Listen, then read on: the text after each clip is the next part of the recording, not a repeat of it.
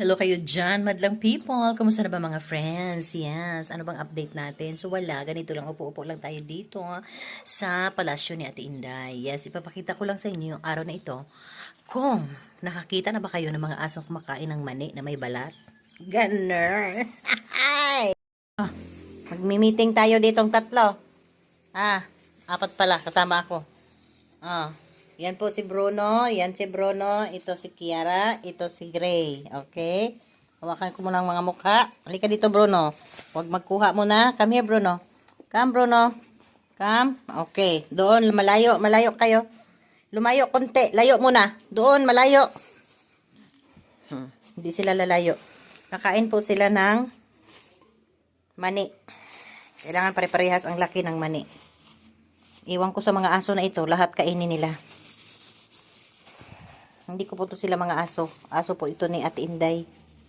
Pero itong si Kia, dati naming aso. Doon muna sa malayo muna. Yan si Bruno, anak na yan ni Kiara. Itong si Gray, anak ni Ashley. Patay na yung nanay niya, kinain ng mga taga rito. Alright, si Bruno muna. Tapos si Kia. Main sila ng mani. Okay. SMR.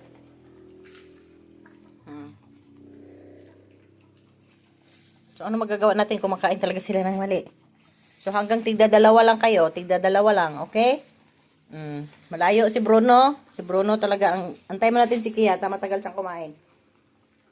Masyado siyang maarte. Okay. Ready ka na? Ready na si Kia? Ready ka na, Kia? Ha? Ready na daw.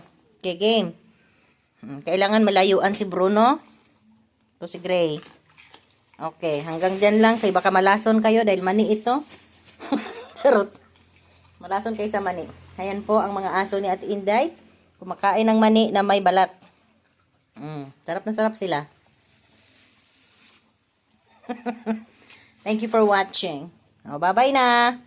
See you next time. Ito po si Gray. Parang takot siya. Kasi tinatry nilang haluhuliin ito, nilagyan ng tali.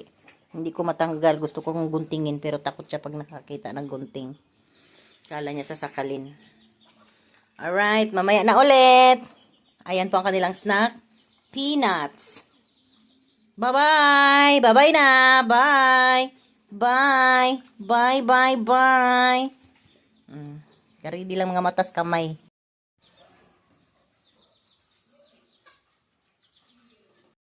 Ganun mga friends. Kumakain talaga sila ng peanuts na may balat. But anyway, okay naman ang peanuts sa kanila, no? Hindi naman siya toxic sa mga aso.